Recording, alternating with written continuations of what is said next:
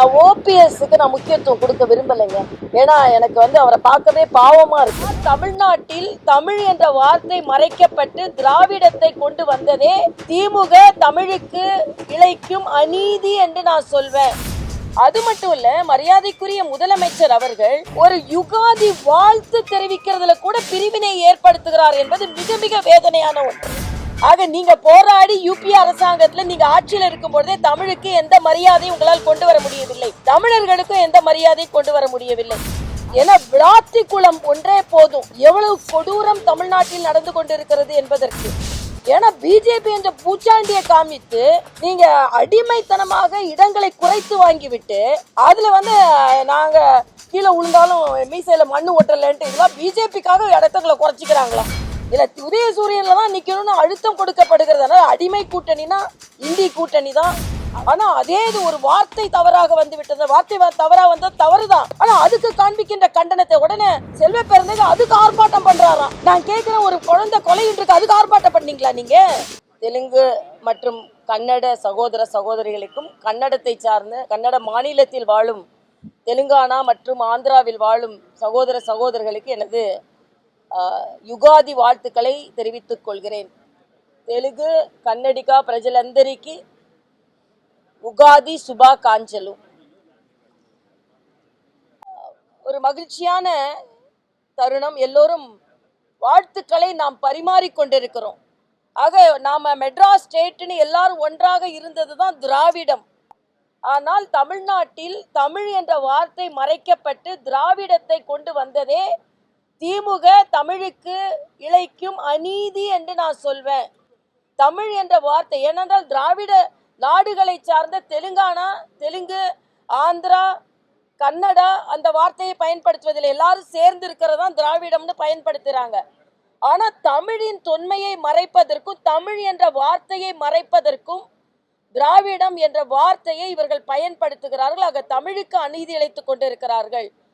மற்ற திராவிட மாநிலம் என்று சொல்லுகின்ற மாநிலத்தில் கூட தெலுங்கு தேசம், கன்னட தேசம் என்றுதான் சொல்றாங்க. ஆனா இவங்க திராவிட நாடு என்று சொல்லி தமிழின் தொன்மையை மறைத்து கொண்டிருக்கிறார்கள். ஆக எல்லாமே அரசியலுக்கான அப்பட்ட நாடகம். அது மட்டும் இல்ல, மரியாதைக்குரிய முதலமைச்சர் அவர்கள் ஒரு யுகாதி வாழ்த்து தெரிவிக்கிறதுல கூட பிரிவினை ஏற்படுத்துகிறார் என்பது மிக மிக வேதனையான ஒன்று. வட இந்தியாவும் சார்ந்தவர்களும் நமக்கு யுகாதி வாழ்த்துக்கள் தெரிவிக்கிறாங்க.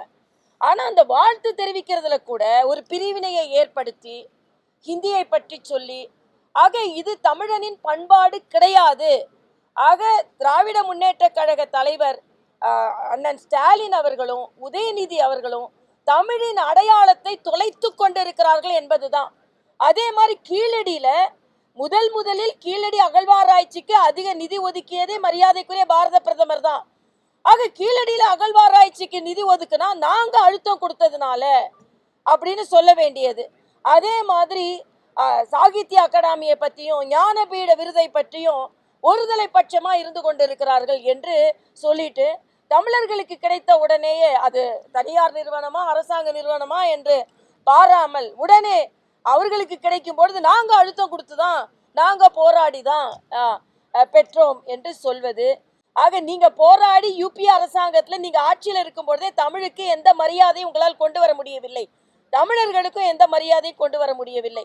அதனால இன்றைய காலகட்டத்தில் அது மட்டும் இல்ல, இன்னைக்கு இந்தி எழுத்தை அழிக்க போகிறேன் என்று ஒரு சகோதரர் உயிரிழந்திருக்கிறார். உயிரிழந்ததற்கு எனது அஞ்சலி. ஆனா மறுபடியும் சொல்கிறேன், எல்லோரும் ஒற்றுமையாக வாழக்கூடிய தேசத்துல கடைசி ஆயுதமாக ஹிந்தியை எடுத்து மறுபடியும் மக்களின் அடிப்படை தேவைகளை கண்டு கொள்ளாமல் உணர்வு பூர்வமாக இந்த தேர்தலை எடுத்து செல்ல இருப்பதை நான் வன்மையாக கண்டிக்கிறேன். உண்மையான மதச்சார்பற்றவர்கள் என்றால் தேசிய ஜனநாயக கூட்டணி தான், மரியாதைக்குரிய பாரத பிரதமர் தான்.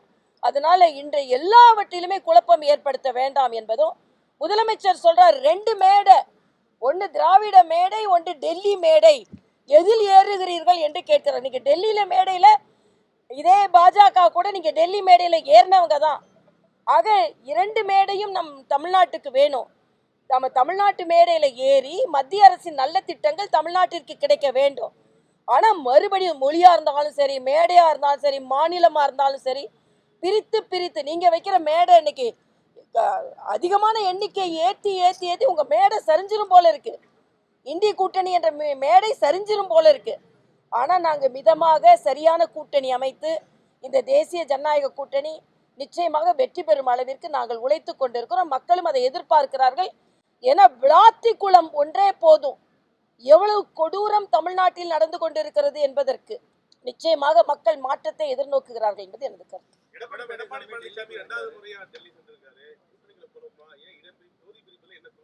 இப்ப என்னப்பா ஒரு டெல்லிக்கு போனாலே குழப்பம்னு ஏன்பா எடுக்கிறீங்க? அவர் ஒரு பயணம் செய்கிறார், அவ்வளவுதான். ஏதாவது தமிழ்நாட்டில் ஒரு கூட்டணி கட்சி தலைவரை இன்னொரு கூட்டணி கட்சி தலைவர் பார்க்கறதுக்கு டெல்லி போனால் அது குழப்பம். ஆனால் 6 தொகுதி வாங்கின கம்யூனிஸ்ட் வந்து 5 தொகுதி அழுத்தம் கொடுத்து 5 தொகுதி வாங்க வச்சிருவாங்க. 6 தொகுதி வாங்கின மதிமுக 5 தொகுதி கொடுத்து அழுத்தம். ஆனால் அழுத்தமே இல்லையா, எந்த குழப்பமும் இல்லையா. ஏன்னா பிஜேபி என்ற பூச்சாண்டியை காமித்து நீங்க அடிமைத்தனமாக இடங்களை குறைத்து வாங்கிவிட்டு அதுல வந்து நாங்க கீழே விழுந்தாலும் மீசையில மண்ணு ஒட்டலன்ட்டு இதெல்லாம் பிஜேபிக்காக இடத்துக்களை குறைச்சிக்கிறாங்களாம். ஆக அடிமை கூட்டணி இல்ல உதயசூரியன்ல தான் நிக்கணும்னு அழுத்தம் கொடுக்கப்படுகிறது. அதனால அடிமை கூட்டணினா இந்திய கூட்டணி தான். அவர்கள் மற்றவர்களின் அழுத்தம் கொடுக்கப்படுகிறது. அவங்க சீட்டுகளை பறித்து விட்டு தேசிய ஜனநாயக கூட்டணியும் பிஜேபியும் காண்பித்து தான் உங்களோட சீட் ஷேரிங்கை பிஜேபியை காண்பித்து தான் நடத்த வேண்டியிருக்குது திமுக அணி என்பதையும் இங்கே நான் தெரிவித்துக் கொள்கிறேன். கனிமொழி ஏன் போய் ராகுல் காந்தியை போய் பார்த்தாங்க? கனிமொழி ஏன் போய் ராகுல் காந்தியை பார்த்தாங்கன்னு நான் கேட்குறேன். அதனால தேசிய கட்சி, மாநில கட்சி, மரியாதைக்குரிய அமித்ஷா அவர்கள், மரியாதைக்குரிய எடப்பாடி அவர்களை சந்திப்பதற்கு தமிழ்நாட்டு வந்தாங்க. மரியாதைக்குரிய மோடி அவர்கள் தமிழ்நாட்டில் எல்லா தலைவர்களுடைய மேடையில் இருக்கிறதுக்கு தமிழ்நாட்டுக்கு வந்தாங்க. ஆக நிர்வாக ரீதியாக, நட்பு ரீதியாக பயணம் செய்வதில் என்ன தவறு இருக்குன்னு நான் கேட்குறேன். இதெல்லாம் விவாதத்துக்குலாம் நான் வரலைங்க. நாங்க சுமூகமா போய் கொண்டு இருக்கிறோம், அவ்வளவுதான். செய்யறதுக்கு நிறைய விஷயங்கள் இருந்திருக்கு. இப்ப திமுக ஆட்சியில செஞ்ச சாதனைகளும் அதனால பயனடைந்தவங்களை பத்தியும் நாங்க பேசிட்டு இருக்கோம். ஆனா பேச எதுவும் இல்லாம பாஜகவும் சரி, அதாவது எதிர்கட்சி தலைவர்கள் எல்லாமே ஆபாச வார்த்தைகளை தொடர்ந்து மேடையில பேசுவது ஒரு அதாவது நான் இதுல ஒன்றை நான் மறுக்கிறேங்க. சில பேர் சில வார்த்தைகளை பெண்களுக்கு எதிராக பேசினால் நிச்சயமாக அதுக்கு எதிர்ப்பு தெரிவிப்போம், அது கண்டனத்திற்குரியது. ஆனா நான் ஒரு கேள்வி கேட்கிறேன் திமுக கூட்டணி கட்சியை சார்ந்தவர்களுக்கு. ஒரு வார்த்தைக்கு கண்டனம் தெரிவிப்பவர்கள் ஒரு கொலைக்கு கண்டனம் தெரிவிச்சீங்களான்னு நான் கேட்கிறேன். ஒரு பெண் குழந்தை கொலையுண்டு அங்கே கிடக்கிறாள். எல்லாம் அப்படி சொல்லலாமா வேணாமான்னு மெதுவா நீங்க கண்டனம் தெரிவிக்கிறீங்க. ஆக பெண்ணினமே கொலையுண்டு கிடக்கிறது, பெண்ணினமே பாதுகாப்பு இல்லாமல் கிடைக்கிறது. அதுக்கு ஏதாவது குரல் கொடுக்கல. ஆக இதுதான், இந்த மாறுபாடு தான் வேண்டான்னு நான் சொல்றேன். ஆக உயிர் போவது அதை பற்றி கவலைப்படாமல் அரசியலுக்கு ஒரு வார்த்தையை வைத்து மட்டும் கண்டனம் செலுத்தி கொண்டிருப்பவர்கள் வாழ்க்கையே போயிடுச்சே. ஆக பெண்களுக்கான வார்த்தைக்கு கண்டனம் தெரிவிப்பவர்கள் பெண்களுக்கான வாழ்க்கைக்கு கண்டனம் தெரிவிக்கலன்றதான் எனது ஆதங்கம். பொங்கி பொங்கி பொங்கி கண்டனம் வருது. ஆனா அங்க ஒரு பெண்ணு, ஒரு பெண் +2 மாணவி கொலையுண்டு இருக்கிறாள். இந்த ஆட்சியின் அவலத்தை யாராவது பேசுனீங்களா? வைகோவா இருக்கட்டும், கம்யூனிஸ்ட் கட்சிகளா இருக்கட்டும், திருமாவளவனா இருக்கட்டும், உடனே பேசுனீங்களா? மெதுவா அப்படியே. ஆனா அதே இது ஒரு வார்த்தை தவறாக வந்து விட்டது. வார்த்தை தவறா வந்தது தவறுதான். ஆனா அதுக்கு காண்பிக்கின்ற கண்டனத்தை உடனே செல்வ பிறந்தக அதுக்கு ஆர்ப்பாட்டம் பண்றாராம். நான் கேட்கிறேன், ஒரு குழந்தை கொலையின்றிருக்கு, அதுக்கு ஆர்ப்பாட்டம் பண்ணீங்களா நீங்க? அதே மாதிரி பெண்களுக்கான பாதுகாப்பு இல்லை. இங்க மதுராந்தகத்துக்கிட்ட ஒரு குழந்தை பாலியல் பலாத்காரம் செய்யப்பட்டு இருக்கு. அங்க ஒரு குழந்தை பாலியல் பலாத்காரம் செய்யப்பட்டு கொலை செய்யப்பட்டிருக்கு. சிலிண்டரை தூக்கி தலையில வச்சுட்டு போராடிட்டு இருக்காரு. சிலிண்டரை தலையில தூக்கி வச்சுன்னா இன்னைக்கு சிலிண்டர் உள்நாட்டு உற்பத்தி 73% அதிகரித்து இருக்கிறது. இன்னைக்கு ஹர்மூஸ் மூலமா நம்ம கப்பல்ல மட்டும் விட்டு கொண்டு இருக்கிறார்கள். சிதம்பரம் அதுல வேற விட்டது 8 நாளைக்கு தானே கேஸ். அதுக்கப்புறம் மோடி ஏற்பாடு பண்ணுவாரு. நீங்க இலங்கை தமிழர் பிரச்சனையில எப்படி வெளியுறவு கொள்கை வச்சிருந்தீங்கன்னு எல்லாருக்கும் தெரியல. அதனால தமிழக அரசியல் எங்கோ போய்கொண்டு இருக்கிறது. முதலமைச்சர் கூட ஒரு வாழ்த்து தெரிவிக்கும் போது அதுலயும் உடனே ஒரு மொழி வேற்றுமை கொண்டு வரேன்னா, இப்படிப்பட்ட ஒரு வேற்றுமை விதைத்து விதைத்து தமிழர்களின் அடையாளத்தை இவர்கள் தொலைக்கிறார்கள். தமிழனின் அடையாளம் அது இல்லை. தமிழின் அடையாளம் வந்தாரை வாழ வைப்பது, எல்லோரையும் வாழ்த்துவது. ஆனா தமிழன் சுயநலக்காரனே கிடையாது. ஆனா இவங்க தமிழின் அடையாளத்தையே திராவிடம் என்று மறைத்து கொண்டிருக்கிறார்கள் என்று தான் நான் நேரடியாக குற்றம் சாட்டுகிறேன். நாங்கள் இப்போ அதான் ஃபைனலைஸ் பண்ணுறோம், இன்னைக்கு ஃபைனலைஸ் பண்ணிடுறோம். அதுதான் போகணும். நான் அதுக்குள்ள நீங்களாம் கூப்பிட்டீங்க, நான் வந்தேன். அவ்வளோதான்.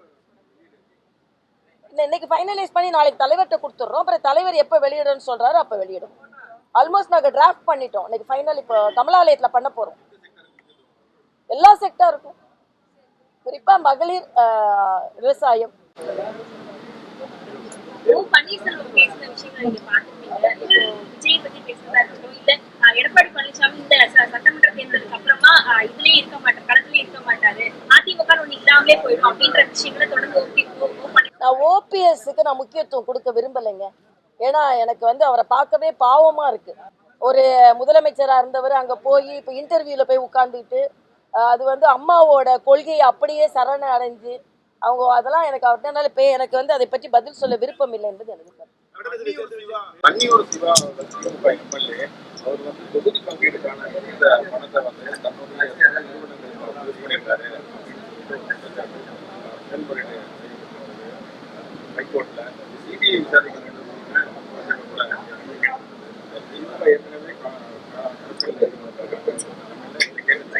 இல்லை, எங்க முறைகேடு நடந்தாலும் அது தீவிர விசாரிக்கப்பட வேண்டும். அது அவர் எந்த மதவாத கட்சி எங்க பார்த்தாராம்? இல்லை, எந்த மதவாத கட்சின்னு சொன்னா பரவாயில்ல. ஏன்னா நாங்க மதவாத கட்சியே கிடையாது. நாங்க எல்லாருக்கும் வாழ்த்து சொல்றோம். அப்படி மதவாதம்னு ஒருவேளை திமுக சொல்றாரு. ஏன்னா அவங்க தான் இந்துக்களுக்கு வாழ்த்து சொல்ல மறுக்கிறாங்க. அல்ல, எங்களை பொறுத்த வரைக்கும் எல்லாருக்கும் நாங்க இணையாதான் இருந்து கொண்டிருக்கிறோம் என்பது எனது கருத்து. நன்றி தம்பிங்களா.